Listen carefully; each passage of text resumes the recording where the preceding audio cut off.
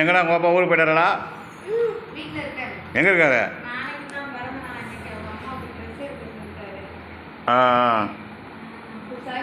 ஒன்றும் ட்ரெஸ் எடுக்கலடா. வாங்க, இவங்க தான் எங்கள் அக்கா.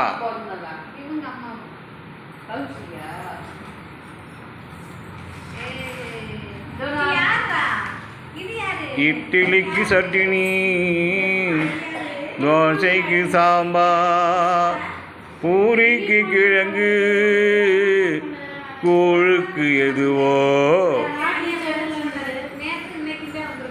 வயிறு இருந்தால் தான் பசி எடுக்கும், வயிறார சாப்பிடணும், நோய் நொடி இல்லாமல் வாழணும், நொம்பலங்கள் இல்லாமல் பார்க்கணும், வயிறார சாப்பிடணும், நிம்மதியாக இருக்கணும்.